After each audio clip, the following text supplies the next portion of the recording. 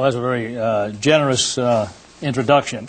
I might, just to correct the record, I'll indicate to you that I actually was a professor from 1977, I believe, 1968, until sometime in 1973 when the dean left. And everyone in the school was dreading the dean leaving because somebody was going to have to become dean. And we all had a sense of going downhill. The greatest job, to those who are graduate students, mark this, the greatest job is full professor. Don't anybody else, Mr. President, you know that. There may be glory elsewhere, but so I was a full professor for a long time.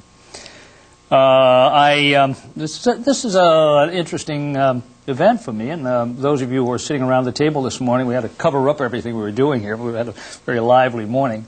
You have to forgive me for repeating some of these things, at least to offer some context of the remarks I'm going to make. It's an interesting thing to return to Huntsville.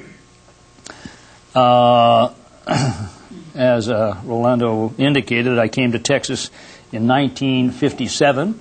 I find myself doing this. 33, I keep calculating. I guess you reach a certain age where you start doing that.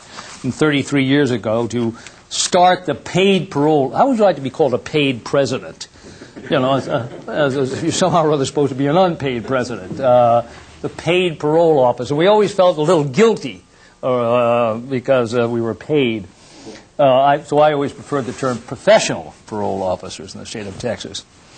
At that time, in 1956, there were about 3,000 parolees and conditional releasees on the streets of Texas, from El Paso to Marshall, from Amarillo to Brownsville. 3,000. And they were being supervised by, in the large cities, the Salvation Army. And every other county had a volunteer parole officer, somebody who would be appointed by the governor with great ritual, and he or she, primarily he, would supervise the parolees. The director of corrections at that time was very concerned that the prisons were overcrowded. There were huge numbers. There were 11,000 people in prison. You have some sense of what a huge number is when you look at 11,000, right? 11,000 people in prison. The parole board said, well, we can't let any more out. And so the legislature set up a professional parole system. And I was invited to come to Texas. And not only was I intrigued by Texas, but somebody said, this is the last parole system in the United States. And I thought, you can't not do that. You know, I was about to quit parole at that time. It was sort of turning into an addiction. And so I came to Texas to have the fun of setting up a total parole system in the state. At that time, you had bad jokes going around. Parole still was living under the days of the Fergusons. You know, if you're not from Texas, Ma and Pa Ferguson were governors at one time. I think it was Pa was first, then Ma. The standing joke in Austin, as you come to the state capitol, that Ma Ferguson going in one day bumped into somebody and said, "Pardon me," and she said, "You see, Pa sells those." And so that's the sort of humor I grew up with, and we had to live through that. And of course, for me, returning to Huntsville. Huntsville is symbols and images, and dreams. It's O.B. Ellis, who was the director of corrections when I was first here. A very dramatic kind of man, an incredible figure. And then there was a man named Pete Caulfield, who was the chairman of the Board of Corrections. There was a young minister in Albany. And now, excuse me, if I keep saying Albany, I mean Austin. I have these two going back and forth. In Austin at that time, at Concordia College, I believe. And he was the president. I met this young man, George Beto, who was the secretary of the Board of Corrections, I believe, at that time. He shuffled into my office and told me he was on the parole board of Illinois and about the corruption that existed in that state. And later on had some mild relationship with the prison system. Then, of course, George Killinger came. George was instrumental in bringing George here to create this. This is the first time I've had an opportunity to see this, because I've not been to Huntsville in these years. And I must say, George, and certainly to George Beto and George Killinger, it's truly impressive. And I have been impressed, even in the short 2 days that I've been here, just to recognize the variety of things that are done. It is unique, and a real tribute to you, George, for what you've created, and both of you in those days. As you know, after I left Texas, I spent quickly, this autobiography will end, I spent about 6 years in policy research, was heavily involved with LEAA and LEAP. You remember those days, Vic? Those were the heady days, when lots of money in the area. In 1968, then, I was invited to join some colleagues at the State University of New York at Albany. And I was president for 13 years, and now I'm back at being a professor. And returning to Huntsville is not only an event of having some opportunity meeting with people, it's a rather personal event. I return to a new place, at once new and old. It's full of symbols and people and places and time. And it would almost take a Joycean vocabulary to articulate the variety of emotions and thoughts that you have at the same time, as you have all this mixing at the same. As I walk through here, I have all those simultaneous things going on in me, and it's a very pleasant thing.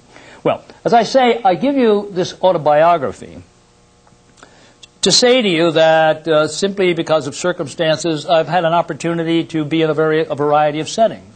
Texas in 1957 through 1964, the events here, in corrections there, having opportunities of moving through parole, policy studies, the Crime Commission, served there for a couple of years, and spent time as a professor, a president, and now back as a professor in a university. And I hope by saying that, it's an invitation to you to resonate to some of that and say, I'd rather talk about this than that. I'm going to talk about this, but you may want to talk about something else. I figure we have about till 1:30 here today, somewhere in that range. Well, I'm sorry. I still got one. I got my New York watch on. At any rate, New York is 3:30 already. Okay, as we move along, about 2:30 or so. So I will make some remarks. I would like to talk, it seemed to me, about the activities that I had and the observations I've had in the field of criminal justice, academic criminal justice, because I think that might be the most appropriate thing for this audience. If you'd like to move on, we'll do that as well. And have had an opportunity to observe some trends, and there's some conclusions I've reached. So I won't be simply descriptive here. It's no fun being descriptive. I'll be proscriptive, so you can disagree with something. Now, what I'm going to say, of course, is, I hope, not totally bounded by place and time, but one, I guess the nature of a university is to try to escape a particular place and time and to generalize beyond that, but one, nonetheless, has those constraints of place and time. So I will be saying things to you in which I draw on my experience as a professor and a president of the State University of New York at Albany. Not in any, and I really want to underscore this, not particularly to urge anything on you. I think the context is terribly important as we talk, and one has to have a great deal of respect for that context. I will speak to you as the State University of New York, and if I do you any service at all, it is not to urge upon you any particular course of action, because there are strengths and weaknesses where I have been, but it does open up alternatives. So it opens up the repertoire, if you'd like. You now, in 1990, George Killinger and George Beto, with all respect, did not create the final institution that is a school. It is an unfinished task. It will always be an unfinished task. It falls to you here today to ask yourself, what is it? We were talking this morning about corrections, and I was making the point that corrections is a series of reforms, and we stand literally, the cliche, on the shoulders of other people. And so it is with academic institutions. And so it is with those of you who have just joined this institution, those of you who sometime the reins pass. It occurs.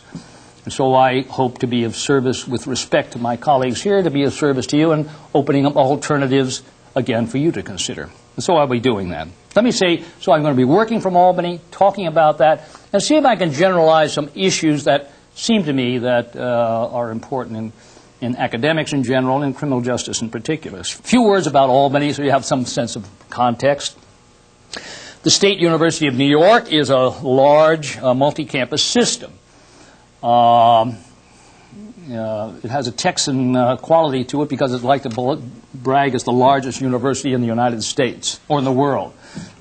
I'm not sure it says very much because it happens to be an accident of how things are put together. All the community colleges are part of it.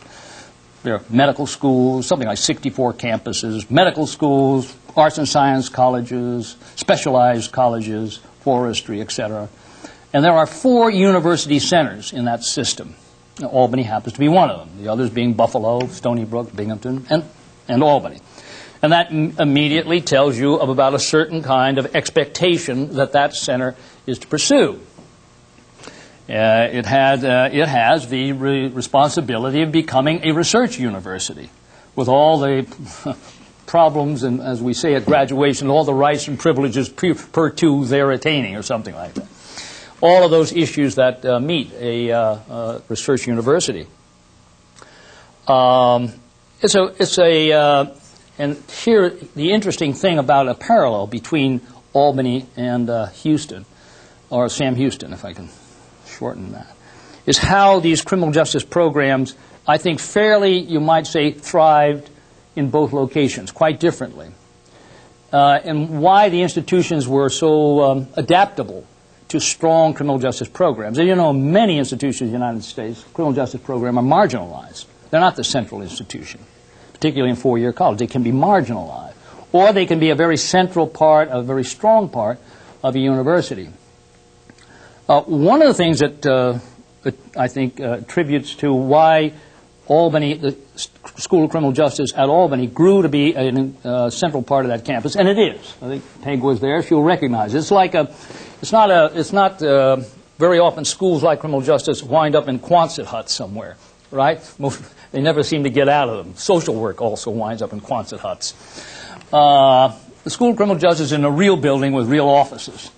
And it's about the same sort of status as sociology, psychology, etc. And it is partly because of the way the institutions came about. The State University of New York at Albany became a university center really starting about 1965. In a long history as a teacher's college going back to 1844.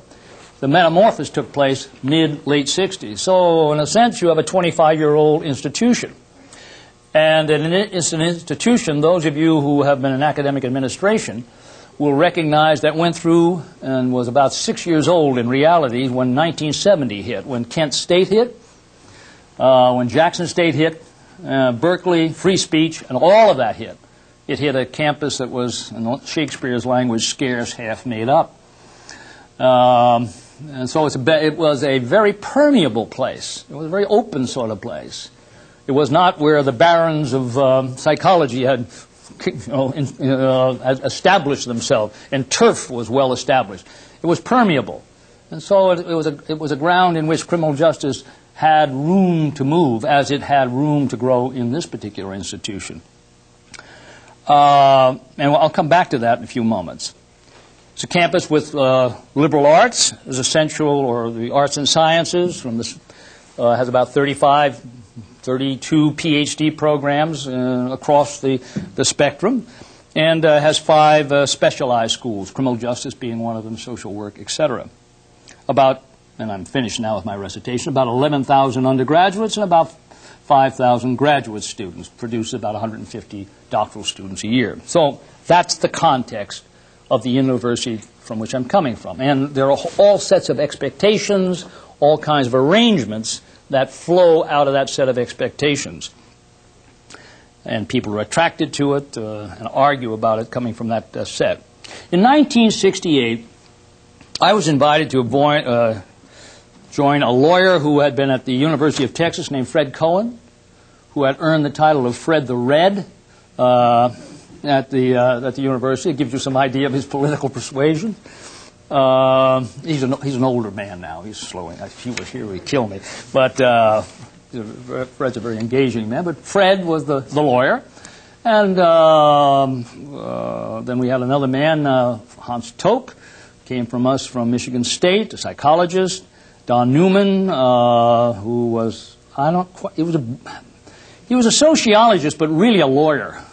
Wasn't he? He always had this, Rolando's sense of the lawyer in him, because he mixed very much law and sociology. And then myself, however you identify me, whatever I am. I joined the four of us. And then we had, can you imagine this?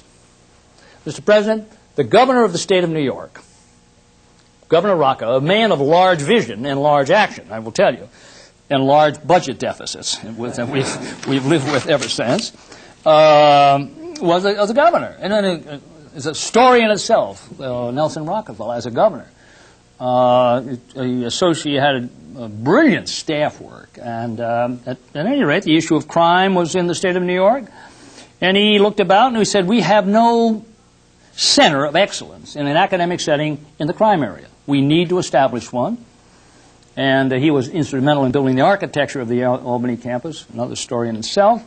And so it was identified that we were going to have the only instruction was to have a first-class program at the State University of New York at Albany.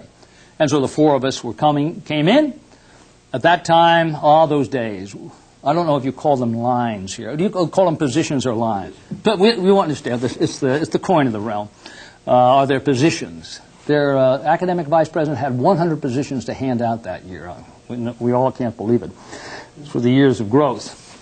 At any rate, the School of Criminal Justice, and we were therefore to create, incidentally, that name was a great argument, what it would be. We were to create a program, the tabula rasa, and here the four of us gathered to do that. Now, if you're a Freudian bend, you can explain our behaviors on basis of our psychological makeups, etc. Or if you're a sociologist, you can say, well, what was the environmental conditions under which they were operating? Both of them came together. Let me talk about some of the environmental conditions as we go about that task of creating a school. And it has implications for Sam Houston program. In that time, in the 60s, there were an influential set of studies done by the American Bar Foundation in the 1960s. And I suppose there are studies that have an insight, a paradigm that are important. And their studies did have importance. I suppose, really in the most intellectually acceptable and interesting way, identified, I think, the term criminal justice system.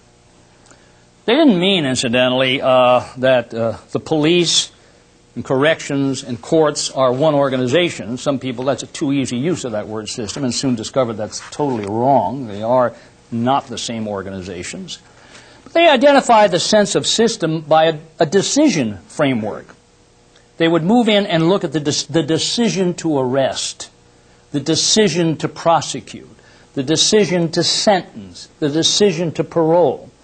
And by taking a decision framework, you're able now to cross the system, cross these sets of activities in a way that makes sense. We were talking about some of this morning. And it was that perception of system as a decision network, not as an organizational, in those terms, environment, etc. You normally think of it as systems. But that decision network. That was a very strong idea. And if you read the Crime Commission reports of 1967, incidentally, I will have you know that at that time President Johnson declared war on crime. I sent my friends in the car the other day. I don't think we've won that war. But there's certain, for those of in the field, it's always been it's helpful. It keeps growing. Those ideas of the system, that kind of notion of the system, offered an intellectual, if you'd like, rationale. So, and I suppose the exponent of that was Newman. He grew up with the Wisconsin people and identified with it. all of us had one degree or another a sympathetic resonance with the idea of the system in that kind of context. And so the system became a touchstone of the curriculum organization. That's where you started, in a sense, not for long, of course, because the other people had other views. And working from that began a sort of simple idea that one would, now we translate to your language. We would call one area the nature of crime, trying to understand what is the nature of deviance, social control, etc. What is crime? How does it occur? Looking at then law as the intermediary, which plays a role in social control, which is the defining mechanism for crime, which has the process for identification and labeling of crime, and then corrections, etc., moving through the system. So it almost has its own kind of logic. I don't know if I'm now imposing a kind of order on that which arose from a totally disorderly process. But there is a logic to it. And then the interesting thing that was added, it was really because of the people who were there, the idea of planned change, that sequence. And that was the system of four that developed, faculty were developed then around those notions.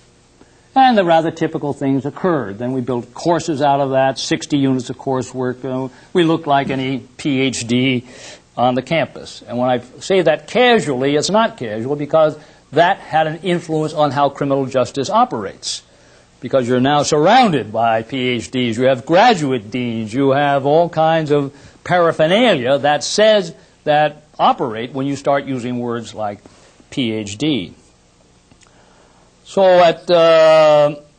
the decision, first decision was not the first, but a very early on decision was to call the school criminal justice. There was the opposite term, I guess it was employed here, criminology. Well, we had great arguments. I'm not sure how important they were. They seemed to be terribly important at that time. At any rate, the argument was that criminology, as it was known mostly in the United States at that time, was usually a part of the sociology department. There was somebody in the sociology who was a criminologist. We were trying to do something else. Normally, criminology did not deal with law in that sense. It was usually, you might have a sociology of law, but it was not a central component. And very often the system was not a focus. And so for all of those reasons and the arrogance of creating something new, we called it criminal justice. And so it began. The School of Criminal Justice, Albany, New York. Now let me just make that's a specific set of circumstances, and George, you can tell us about Sam Houston. Something happened here, something happened there that propelled the development of the model that you have here. But let me just say that there is an important point that I would like to make. And as now I have to step back, I've learned it as a president more than as a faculty member. The advantage of doing that, or whatever else you would want to do in terms of an academic unit, the strongest academic units usually are able to describe themselves somewhere. No academic unit can be everything. And normally an academic unit is a physics department. It either say we're high energy, we're solid state. Normally there is a distinctive quality to a given department that define it. People are able to say something about it. And it's almost a characteristic, I think, of those of strong departments. Obviously there's exceptions to that, but it's almost always, as a president of the university, if I was dealing with what was known as a strong department, they knew who they were. Now, does anyone have any illusions that everybody agreed with it in the department? Of course not. It's like a bag of cats in a bag. They're fighting, they don't like that. The great argument, who will be the next professor? Well, does that area, who gets the next appointment, right? All of those battles break loose. It's a never-ending tension. But somehow or other, the department or school has to come together either deliberately or in a set of accident, be able to say who you are. And I think that, I might even generalize that, I think most successful companies are able to do that at the same time. Say who you are. That's not easy to do. It so happened that Albany, 4 of us came together, and we fit. and we're able to put that. And then since we selected the rest of the faculty, it tended to work. But now, we're getting heresies. People coming in and want to change the administration. I hear that. I think it's terrible. I think this curriculum was not put together by 4 men, but I have a very platonic sense there was an ideal curriculum floating out there. And Don Newman used to call it the Albany Plan, or I think, and it was truth. I guess there are times where you admit that there is an ultimate arbitrary quality. There's other ways of doing it. But the point is that it did permit us to define ourselves and move with some energy and effectiveness by being able to do that. And I assume that's an ongoing question here at Sam Houston State for this school, how you define yourself. I have but you're a school looking around. You have to have all the forces. You have to have people like me who built the thing, and that was the truth. And these young people want to change it, or they don't know what they're talking about. If you can just straighten them out, they'll be all right. And those young people waiting for those old people to get out. Now that's not happening here, but in Albany, that's the sort of thing that goes on. Life is life. The point is, there's always a vitality going on, and the question is, what is the definition of this school today, and what shall the definition be over the next years?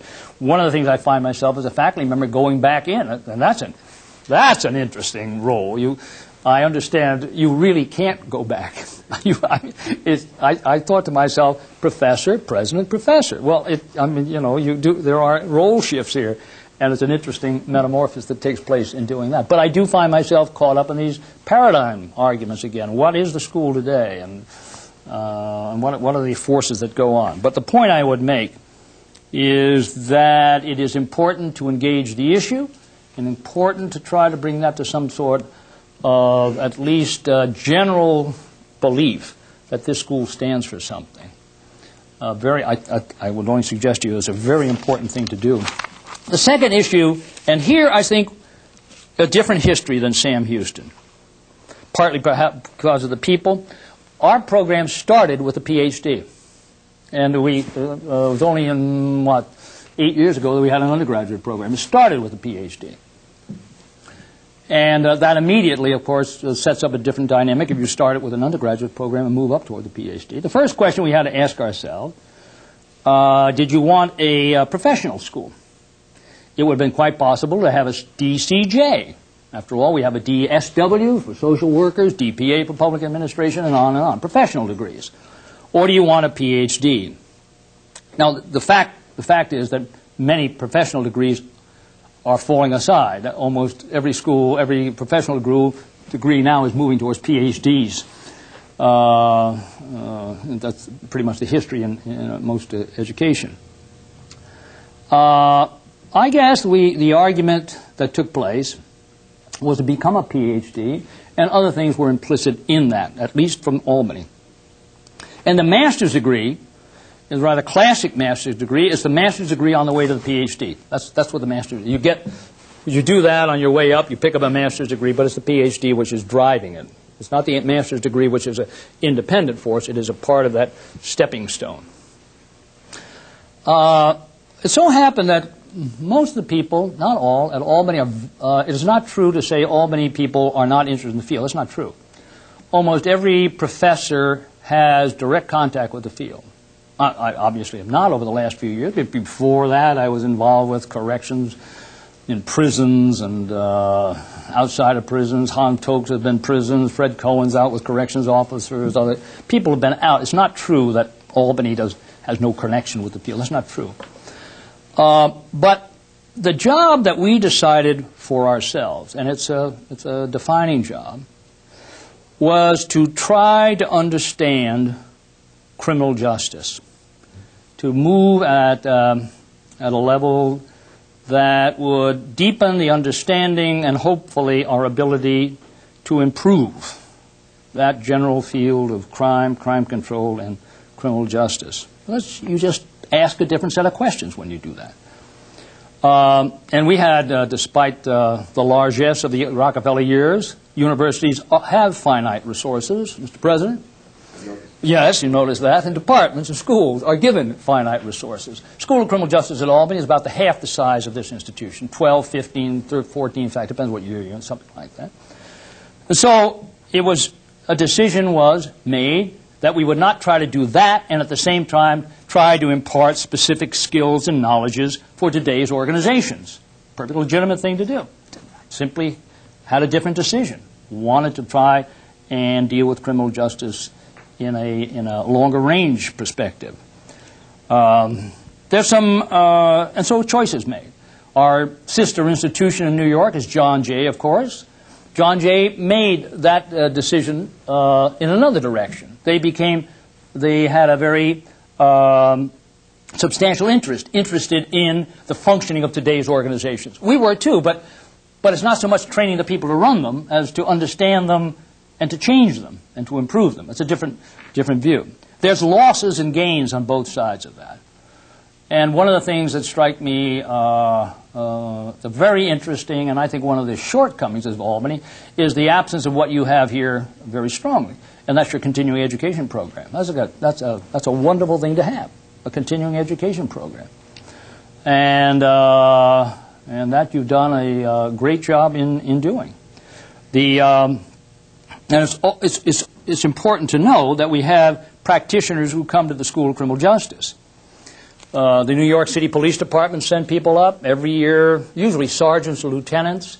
State police send over their officers. Municipal police send their other officers. Corrections send people. So there are practitioners. But what they get in the School of Criminal Justice, if they're looking at law, it is not the law of arrest. If they're looking at law, it's not the specifics operationally. But they will be looking at law several stages back. And there are certain advantages of that of certain people at different points in their career. It's also sometimes disabling. I remember a New York City policeman who was a sergeant, came up, sat in a classroom, just some of you have come back from years, been out on the streets, now in the classroom. And, really wondered, how am I going to do here? All these people, some people younger, people who are slightly older always wondering, how am I going to do here? And usually they'll do much better than anyone else. But there's always that sense. But then he just took off like a fish to water. And he was asking questions about criminal justice in a way that's much more not operation. I met him after he was back in uniform. Of course, the New York City Police, after they allow somebody gone for a year, and they come back, they're going to make you pay for it, right? You understand where you'll get assigned. You don't get assigned to training. You're out in a squad car. You people off there, loafing up in Albany. But what was fascinating, and I suppose you might have it here, is what had happened as he returned to the streets. You almost make him slightly dysfunctional because now he's seeing too much. It's almost like the surgeon who only should see so much to do the job.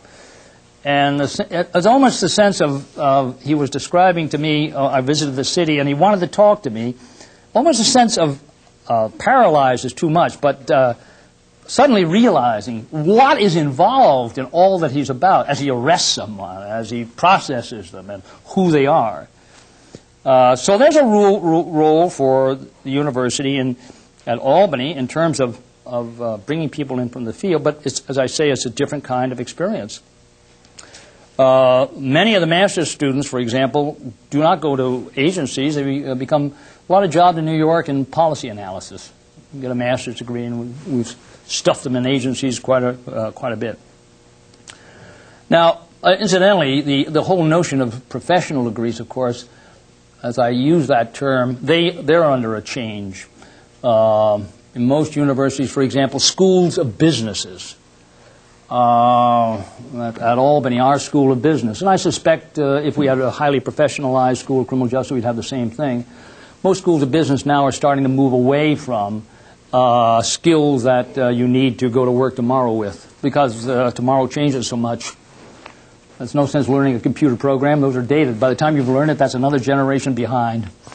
What we get a lot of feedback. Albany has a very strong business school. I mean, about fifth in the country of CPAs, and that's a very bright group of students.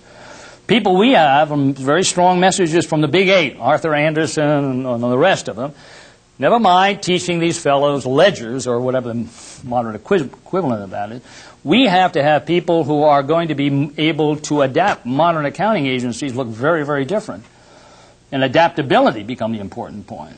Can you, do you have analytic skills? Can you articulate? Can you think? Now, I'm sorry, Mr. President, that's a speech you make to incoming parents. I'm sorry. But it's true. It so happens it's true. And I suspect there's occurring in professional schools. The best professional schools are increasingly now looking toward the development of those problem-solving skills. That's what's occurring. It's all across higher education. It's not only criminal justice. So I'm not sure the differences between Albany and in 10 years from now, between Albany and Sam Houston will be as different if they are indeed that differently. The consequences of what I just described at Albany, and it's possible, we have an undergraduate program which is essentially a liberal arts major, and a lot of students take it. It's sort of a cross between political science and public administration, sort of that kind of cross, policy focus, but you're thinking about it in broader terms. In the undergraduate major at Albany, I don't know, do you have a core curriculum here, a general education? I don't know, there's a lot of ways of doing that. Criminal justice is part of that general education. It tells you something immediately of what criminal justice is at Albany. It's more, there are heavy elements of liberal arts built into criminal justice. And I can only tell you, at least in Albany, it's a major that works. The greatest problem we have is getting professors stop being PhD professors and start tending to undergraduates. Of course, you don't have that problem here. Everybody, this distribution, the tension between research and teaching. Well, that's in spades. I don't pay. Did you do some undergraduate teaching? A little bit. That's terrible. As little as possible. That's right. But that's an interesting. One of the things that interests me is how the bifurcation of your master's program is very interesting. The MA, MS program, the intensive courses that you have. Let me go back to one other theme that I want to talk about. The first theme I talked about was the efficacy of identifying yourself in some clear way. The other I'd like to talk a bit about is the differences of how these two institutions move forward. I described to you the School of Criminal Justice. The School of Criminal Justice would never have succeeded, for example, I suspect, at Buffalo. Buffalo was well established, and the baronies of the deans were clear who got what terror. Who's taught crim was not an open issue, right? Who got delinquency, those issues. You took all those issues with you when you left sociology here, I see. Well, we had to come upon those battles that had to be won at Albany.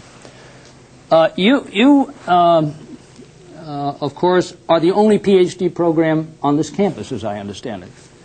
And that gives you a certain hegemony. There's nobody else like you, and you must create some interesting issues for a president. I got this PhD program. I have everything else non-PhD. What is this?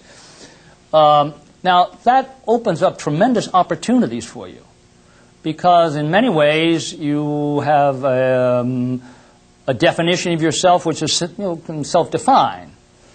One of the things, of course, that happened at Albany is that in order not to be marginalized, we deliberately began to look more and more like the PhDs in sociology, economics, what else have I got? Psychology. So you were part of that main center part of the campus. That's what drives you, and what drove us in those directions. Here you didn't have that. You don't have a lot of PhD programs. For example, at Albany, you have doctoral committees who are looking at your doctoral program every day. And they're made up of economists, biologists. You have a lot of PhD people who are looking at you. You're in an environment which constrains you. There's sets of expectations. Biologists expect you to look a little like biology PhD.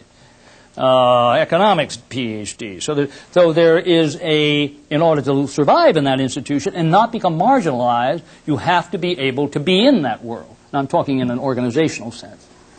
You're free from that. You don't have the kind of I assume, that kind of, you don't have a graduate dean. You'd have one dean. Have one school. The graduate dean is the dean of the school. Here at Albany, like most research universities, you have a graduate dean who oversights everything. I shouldn't. Mr. President, you better leave. I have to give him some advice here. Maybe they open it. That's right. There at Albany, so you have a great advantage of defining this. As I think about you, though, and I thought of this over the last 2 days, it struck me. You also have a kind of responsibility that isn't being done naturally for you. You have to discipline yourself. You don't have the external forces of other PhD programs. So you have to, in a sense, generate it within yourself. And you have to say, no, that isn't a dissertation. And I'm not going to let that one slip by. At Albany, it's hard to get them to slip by. Somebody else is going to catch it. I'm not suggesting that you would. You understand what I'm talking about. It is an environment in which you have not only opportunities but great responsibilities. And if I were here, I'd be saying, well, now and maybe you're doing it already. I don't know enough your internal operation. How do we rigorously continue to test ourselves against the quality of our PhD program? How do we do that? Since we don't have the infrastructure we normally have. It means the faculty have to do it for themselves or create mechanisms by which to do it. That's an interesting issue. I'd never thought of what would be to have a PhD as a single PhD in an institution. As I say, there are great opportunities with that. You're not constrained by very often PhD programs, biology, and other places kind of constraints on you that are crazy, that are inappropriate. But you don't have to battle those as much. So, a couple of issues that I leave with you: the sense of identity and the sense of how doctoral programs maintain themselves and refresh themselves and effectively make certain that they are current in what a doctoral education is. You have different kinds of forces operating. Well, may I just say one thing? The doctoral program came from these bookcases. Yes. The Southern Association and the Coordinating Board says it's the strongest master's program that they've ever seen. Yeah, sure. And we came up. Sure, of course, it's different. Sure. And then finally, there'll be no other PhD program in Texas in criminal justice. Don't count on that, George. I've never heard, read my lips, there will be no criminal justice program in Texas. All right. One of the things I've learned, I guess you've learned that about promises. I've had, governors and even presidents, of the United States make promises. And they're made in the greatest, in all good faith. Circumstances take over sometimes, though, don't they? At any rate, those are the kind of issues, at least, that preoccupied me until I took over as president in 1977. And let me say, some of you in this room may someday, as the president goes on to, Derek Bach is retiring at Harvard, and off you go.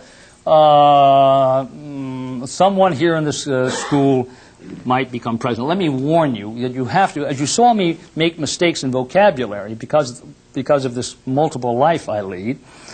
When I became president, it was on commencement day. And on commencement day, we have a program at the university in which a group of students who come in under, I don't know what you call it, there is the educational opportunity program, students who are educationally and economically deprived, who are brought into the system, giving remediation and run through the system, or run through the institution. It's, for me, one of the most thrilling days to meet the people who started 10, 20, 30, 40 yards behind the starting line, but by goodness, by the close, we're at the finish line with everybody else. It is a wonderful day as parents come in and the young men and women who made that. I think I'd rather be there than hooding PhDs because this is really a sense of what education is truly about. At any rate, I just took over the job, and there was this room full of people, and I was waxing somewhat eloquent. And I was bringing this thing to a close. You remember my background. And I said, as you leave this correctional institution today, Parents went, did he? No, he didn't. No, he didn't. Did he say? The iron rule is admit nothing, keep moving.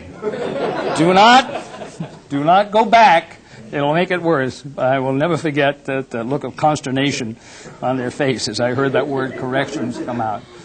And you'll find me talking about institutions now as I go to prison and say this educational institution, so they get them mixed up.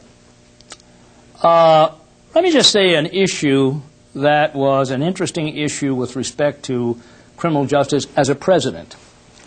Because in that world, I shifted, and you must understand it's an interesting shift.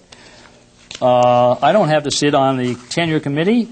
I get the file at the end. And that's kind of changes your relationships with your colleagues, you know, yes or no. Promotion and what have you. One of the things that, I don't know if this has happened to you, one of the things that happened to me, as I was president for my own institution, but one of the things that really struck me when I became president is how my humor improved. I could tell a joke that formerly fell flat, and there would be gales of laughter. And I never could figure out how I became so humorous. And people would chuck, did you hear what he said? And there I'd be standing, and I said, oh, that's so funny. Why am I so funny? Right? Except with the guys from criminal justice. You see, they knew me. They're like your family. Never mind that stuff. No laughs here. So there's always an interesting kind of relationship with your old colleagues. But as much as I would lean over backwards, I suspect it was the worst thing that ever happened with having me made president, because I would lean over backwards for them. No, you can't have that. But an issue began to arise, and this is George, that's what I talk about. What is a promise one day? In all good faith, things change, and things began to change the university. Early on, the question was, should the School of Criminal Justice be an independent school or part of a larger organization? Were you there? No, you came in after all of that. And of course, most people want to be an independent school. Particularly if you're strong. If you're weaker, then you want to hide. You get inside a larger organization so people don't see you as much. But if you're strong, and the School of Criminal Justice is very strong, chose to be an independent organization. But it was a school of, 14 faculty. That's a very small group reporting to the academic vice president, who had the deans of arts and science with about 500 faculty over here as a sort of a Lilliputian imbalance, I would call it, you know, as they would meet in the faculty meeting. But there were certain advantages of that. As I described, your advantages here of being the only PhD program, being independent permitted us to develop ourselves without the constraints of being part of a larger organization. But Rockefeller left, became vice president, subsequently died, and the state of New York, suddenly Governor Kerry declared that the days of wine and roses are over, which means we don't have any money anymore.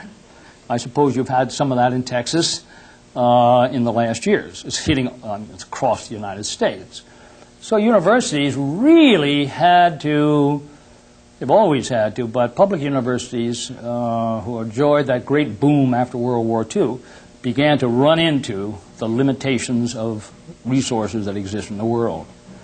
And we hit those in Albany in the mid-'70s, which very clearly now required us to begin to, manage our resources in a different way. Now I found myself as a president coming in the early 80s having to make decisions. You can't, what is it you have to have a university? And what is it you move forward? And how many PhDs do you have?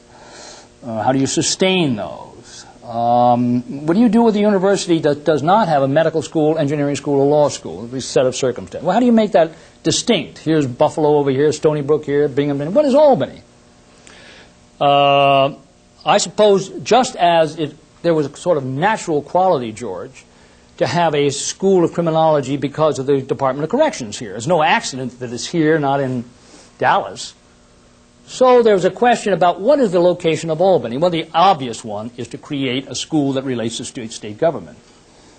That was a long ambition in Albany, but it really never had occurred. And so the drive became then to create some kind of a school of public policy. We had 5 schools: social welfare, information science, social welfare, criminal justice, information science, political science, and public administration. Political science, I don't know how they got in there, but they're there. So the idea was to bind those up. The question was, should criminal justice be there, or should they be in the College of Social and Behavioral Sciences? Because the alternative of maintaining a single department was just beginning insupportable in terms of cost. Every time you departmentalize, no matter what you say, there are costs. Departments immediately drive for chairs, assistant chairs, typewriters or computers now. There's a whole set of appurtenances that occur. And so one of the things you drive at when you are facing hard times, as we're facing in university, is administration. And the administration, incidentally, most people think of us always in the administration building. The highest costs of administration are in the academic departments.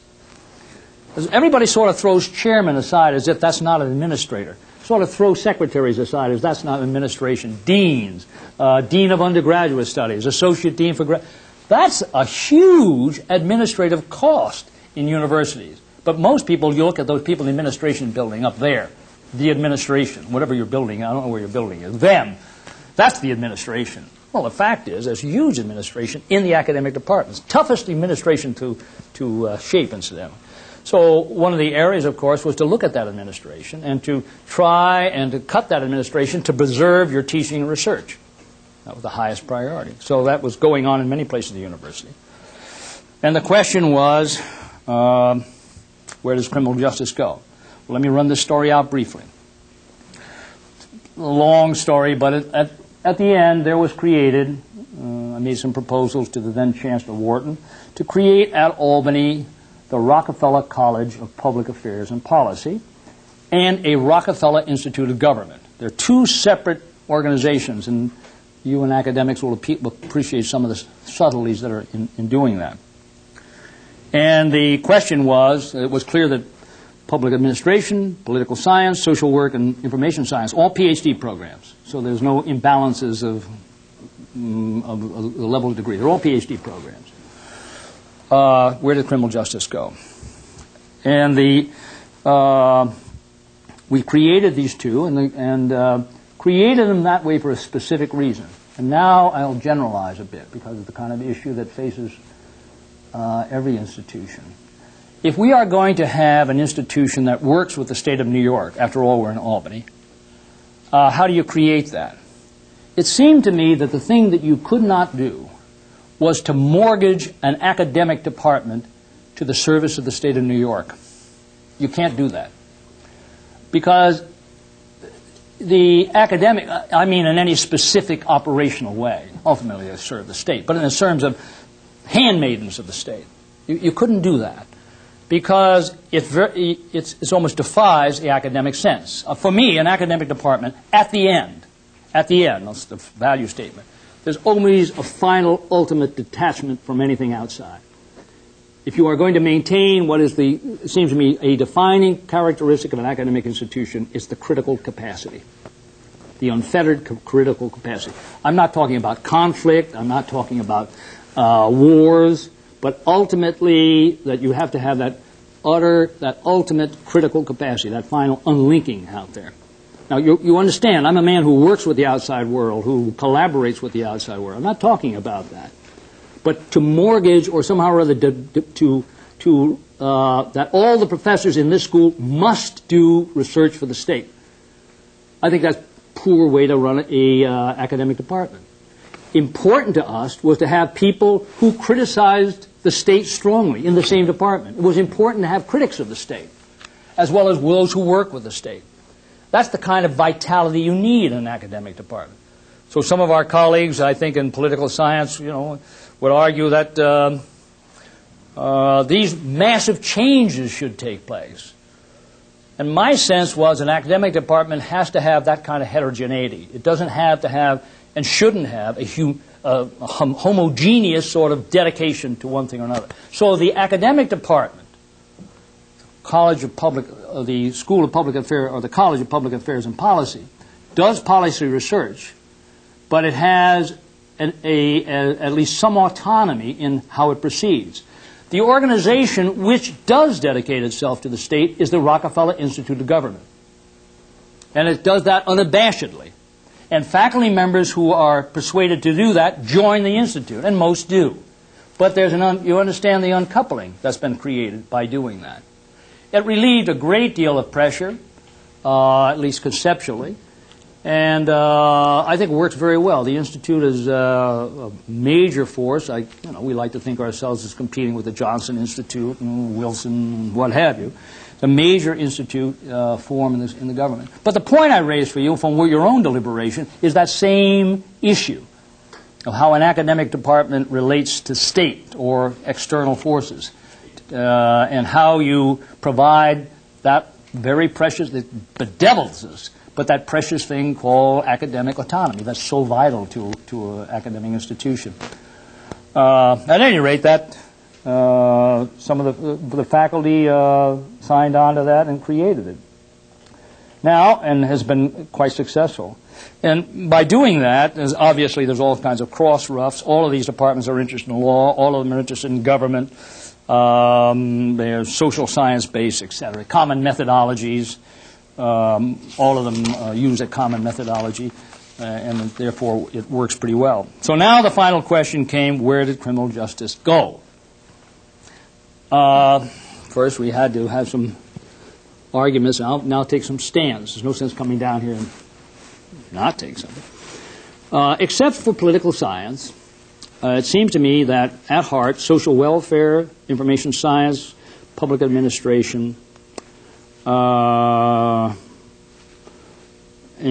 those three, and criminal justice are not disciplines. They are interdisciplinary.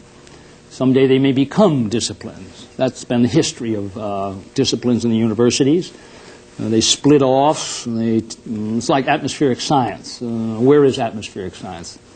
It's halfway to becoming a discipline, but it's still grounded heavily into physics and chemistry, where the sources of that activity lie. And I think of criminal justice as essential. That's where I am. It's interdisciplinary.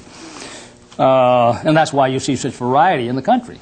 What is criminal justice in one place is not somewhere else. You have a lot of differences. Someday, perhaps, there will be, in which the activities of professors, I don't know if I am in favor of it, but it may be that the activities of professors will be developing the paradigms of the field rather than dealing with the problems in the world.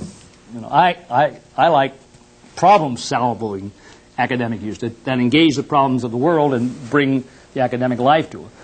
The disciplinary programs tend to work on the paradigms, a perfectly legitimate thing, the paradigms of that particular department. Sociology has certain things they're concerned about, certain paradigms, and success is judged by the development of those paradigms and their proof and their success, etc. So it seemed to me intellectually, once I started with that, the criminal justice belonged there. And so therefore I proceeded to persuade my colleagues to join Rockefeller College. I felt like Miss Aquino in Manila at the time. There was revolts in the country as we tried. My good friend Don Newman wrote the introduction to this third edition of Criminal Justice, his text. Said something about, and because I'd worked with him on some of that, I want to dedicate this to my good friend and professor, Vincent O'Leary, who is now a president. Which meant that he's neither a friend nor a president. That was all related to the little matter of criminal justice becoming part of the School of Criminal Justice, becoming part of Rockefeller College. Well, I'm almost finished with my remarks. Let me make one other comment of why I thought it was important for criminal justice to move into a policy world rather than the disciplinary world. The choice was putting it in with social sciences. Now let's make some statements about criminal justice again. Criminal justice, obviously it has influences from law and other sources, but a dominant methodology of the criminal justice fields tend to be the methodology of the social sciences. It tends to be the way problems are addressed, the methodologies that I suspect are taught. I'm sure that you try and teach your students the methodology of law. But the dominant ones, and a good deal of the publications, tend to be social science based. And there are significant problems, I think, with social science research these days. This is not original with me. There are a number of people who have that sense in the country. The sense of a tremendous amount of development of isolated fact, of studies that need more studies, that seem self-contained, and the science of saying, well, how does it add up? I'm the editor of the journal Research in Crime and Delinquency, and sometimes I say, here's the problem, here's the method, and here's the conclusion, and I'm saying, well, what does this all mean? When does this somehow or other come together? Now, there are sociologists, Bella at Berkeley, and others who have that same sense. There are people now who are beginning to say, you're almost beginning to look like philosophy. Philosophy just about stopped in the universities. I mean, the last question philosophy asks is anything about the human conditions. I mean, you wouldn't mention death in a philosophy department, maybe in a mortician's office, but not in a philosophy department. Questions of evil, of life, ethics. That's not what philosophy departments deal with. Now, they're almost mathematical activities in which they all talk furiously to one another and they have no students. And you say, well, it's sort of we're carrying philosophy as if, but there are people in philosophy who are now beginning to say, wait a minute, there is the human condition. How do we address the human condition? Now, I'm not talking about the absence of research. That's not what I'm talking about. I am talking about the absence of those who are willing to take that research in a disciplined way and sum it up, and to try and say what its implications are in a policy sense that address the human condition. And I think that's done much more right now in policy schools than it is in the disciplinary schools. And so I keep coming at my friends in the social sciences. I'm not sure how well they're doing in terms of major problems that you're talking about addressing in the society. How well disciplinary schools in the social sciences, although that apparently was one of their missions, how well they're doing at that. And interestingly, as I watch, and I'm now going to shingle out a little bit, as I watch of the influence in criminal justice, who are the people who have influence, particularly in policy level? I think Norval, Morris, and a law school is almost by definition a policy school. He works from that. James Q. Wilson now has his own work through the Kennedy Center, is now at UCLA. Feely, working out of essentially a policy institute, the law school in Berkeley. You go down the line. There are people now who are playing that nexus between the research and the policymakers. And I think that is a direction that is well for criminal justice to go. And so for all of those reasons, I elected to put School of Criminal Justice in that direction. Now, one of the consequences, I live with the funny situations. This is one of those things where I made a decision. Now I have to go live with it. It's much easier to make it and leave. I'll find out how this all works out as I occupy my office. And the ghost of Don Newman's fingers are still shaking at me, I'm sure. So the circle is full. I'm back in criminal justice with the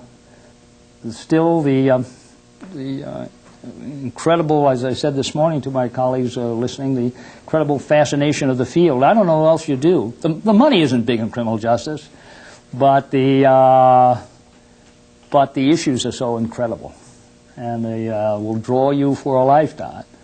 And the issues are important. And the thing I want to congratulate you upon, whatever you do in the academic arrangement, is struggle and argue and pull and decide for yourself and look at your own context. One of the things you have as I move around here, and I congratulate you have a sense of mission.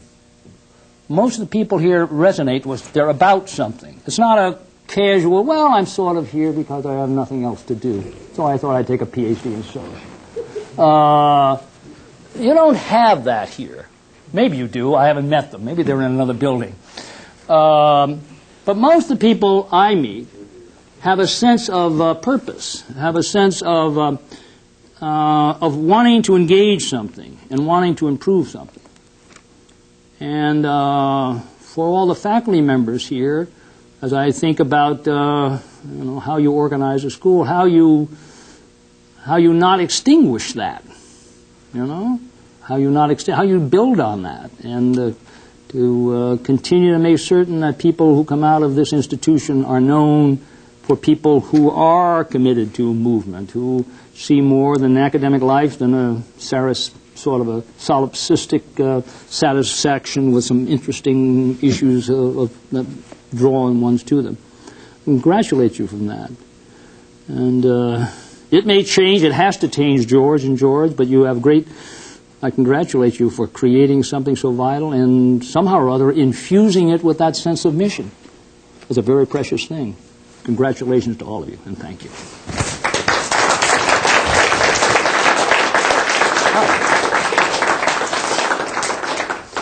We have time for questions and answers. I'd like to pose... Make a statement. First question to you. That is that, as you have just said, the school is started as a very interdisciplinary, multidisciplinary type of program, and so did Sam Houston. But that was by virtue of necessity.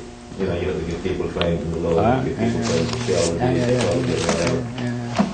Because there was no PhD in criminal justice. No PhD in criminal justice. Yes.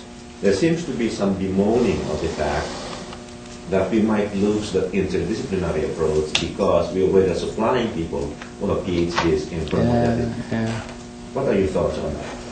Well, it's a good dilemma. I guess I immediately leap to other departments and seeing what's happening. Let me take atmospheric science. I happen to know something about that.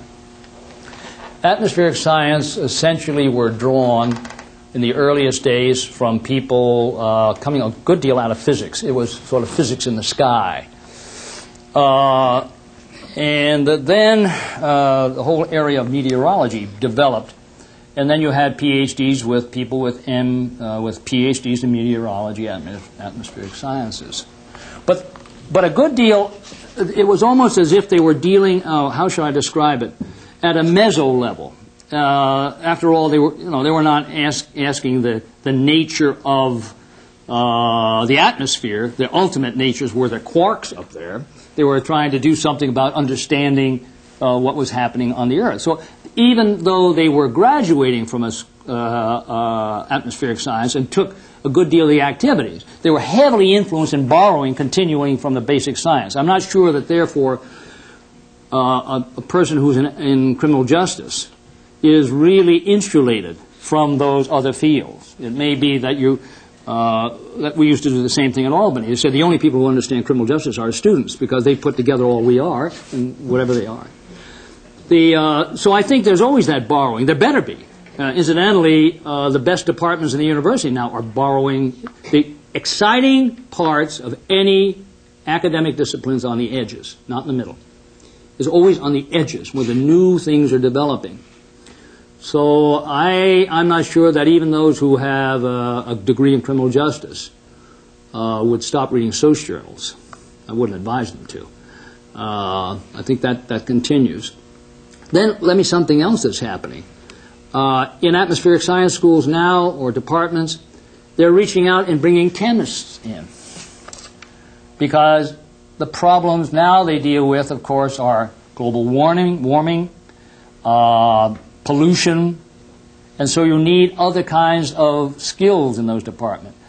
Modelers, mathematical modelers are needed at a great rate because it's obviously you can't discover the nature of acid rain by turning off Ohio for 3 years to see what happens. So what you have to do is be able to model the effect of those emissions as they move into the clouds and the chemical reaction, and you do all that by modeling now. The modeling that's going on in atmospheric science at last is literally they have observations around the world now. All the modelers are working in the Soviet Union and the United States in a way that's it's simply not the local weather bureau. They are looking at the Earth and the totality of it. And so what it keeps refreshing itself, it seems to me, with other kinds of disciplines. That's less true in physics, for example. They tend to get physicists. So that's an interesting question. It's still early, Rolando. I'm not sure that we have developed the paradigms of criminal justice yet. Well, I'm not sure what they are. They tend to be terribly different depending on how we work. The dilemma, of course, is the problem we have is there are different, one of the things that goes on, there are different criminal justice people. You hire somebody from Albany, you're going to get something different than somebody who comes from, they may be in some respects alike, but you're very likely to find somebody with a slightly different outlook on life. If you bring somebody in from criminology from Florida to Albany, it's going to look slightly different than what they do at Albany. The question is, that we face, I don't know if you face it, is often you start saying, gee, we got one of our PhDs, shall we bring him back? And the reason you do that, they fit so well. Well, I mean, you know why they fit well? You train them, they're going to, in a sense, I don't want to be unfair, because we've had some great PhDs, Gottfredson and others, who I doubt if they're going to be, they're not simply drones who are going to repeat what they were taught. But nonetheless, there is the question of if Albany finds a PhD from Sam Houston State, my guess is he would bring things to Albany that Albany doesn't have. I don't think we're that uniform. Physics department tends to be, there are certain kinds of things you're going to find in every physics department. There are very differences across those. So I guess that's my answer. One is it's too early to start saying that. Two, I think we're going to have to continue for some time to depend on our good deal of work that's going on in the other fields. Oh my God, how do you do criminal justice as if cognitive science doesn't exist? Cognition.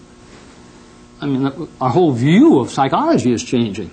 It's cognition now. And we sort of sit here and say, well, we all graduated when we believed in Freud. I mean, you can't do that.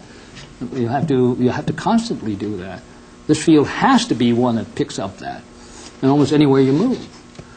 And also, I think these remarks that I make about the differences among schools are very important, and the dilemmas you face in terms of do you hire your own. Our present dean graduated from Albany. I had great reservations, but he went off to Penn State and purified himself, got tenured there. Then we said, all right, it's sort of the Germanic tradition. You get 2 PhDs. You get it from here, they'll never hire you. You go somebody else, now you can come home. But you have to go with purification. Well, I mean, folk ways of academics. Sir, ma'am. George. You mentioned James Q. Wilson Mm-hmm. and Norval Morris affecting policy. No, I don't mean I agree with them, but they affect it. I'm wondering whether they do affect policy. I wonder whether anyone in criminal justice makes any impact on policy. Yesterday, the Congress of the United States passed a new anti-crime. Yes. I'm confident that the provisions, what I've read and heard, run counter to anything that Norval Morris, Yes. James Q. Wilson, or any of my colleagues here believe. Yes. Enhancement of the death penalty Yes. and things like that. So I'm wondering whether the contribution of an institution like this one, and 25 years ago, that's what I thought we could do. We could influence the whole area. I don't think we can. We can make a contribution, though, in educating a large number of men and women who professionalize the total criminal justice system, whether it's police or probation or parole. I think all of those areas today in Texas are much the better because of the men and women who studied here, who brought a degree, a high degree of professionalization to all of those criminal justice agencies. But as far as our affecting what the Texas legislature is going to do or the Congress of the United States, I don't think we have any impact. I'm not sure we can. Yeah. I guess I quoted Thomas Hobbes this morning, who I thought he did that so wonderfully when he said, paraphrasing, I can't remember what he actually said, but it goes something like this. When 2 and 2 become infused with political meaning, you will have debate whether they equal 4, right? And the point being that the data are never neutral, and whether your findings or not are going to be accepted are usually decided on many other grounds rather than the logic of your presentation, because most of the time every conditional. It's all subjunctive rather than, imperative. But let me say, and incidentally, the world of I am very aware of the conditionality of influence, because congressmen are listening to other dimensions. They're not listening to those dimensions. There's a logic to that. It's called votes. Okay, that's all right. You understand that. And that may mean some issue. But I think, for example, that there are influences, and I think that they have. It would be difficult, you talk to most of them, they're feeling dispirited because they don't have the influence they have. But decisions, are made up of many influences, and I've seen places in which those thoughts carry weight. Do they carry weight in the Congress of the United States? Well, some distance. And it all depends. It often depends. What we don't really understand, George, is how you introduce into those systems so that they, when and where they are, will take weight. There's a song that used to be around, Ma, what did they do with my song, Ma? What is something about? What was that? What is it? What was the song? What did they do with my song, Ma? Something like that. But the point is, what did they do with my reform? Reforms are introduced sometimes naively, and somebody said, boy, that's a nice reform, I can get this done with it. And we were talking about the idea of just desert today, and that was a reform that was born, I thought, of great intentions, but it fed into other set of dimensions, and it was used for those purposes. It was used essentially to throw more people in prison. It started out to limit the number of people in prison. What we don't do very well, I'll get back to normal warmers, is to try and understand how the nexus between that research and that policy research in power works. But I can think of places where influences did occur. I will give you one example. If I were attributing, for all its good or evil, the development of the grid, the sentencing grid, that was essentially Wilkins. Leslie Wilkins built that. You don't know about this president. What he did was essentially went down to the United States Parole Board. What happened, John Mitchell, remember John Mitchell, the champion of law and order, where did he serve time? Someplace. At any rate, our former Attorney General, they bought a computer at the Federal Parole Board. And it was one of these, as you've seen jails do that. Well, we got a computer, we have everything in it. Well, I can tell what time of day we open the doors. Well, do you want to know that? Well, no, but we have that program. And so the question is, I guess information and data is kind of crazy. They almost had it, and they had everything on it, and they knew nothing from it. The theory was, it was sort of like New York at one time, threw the name of every Italian in New York City and they figure out all about Italian organized crime by watching the connections.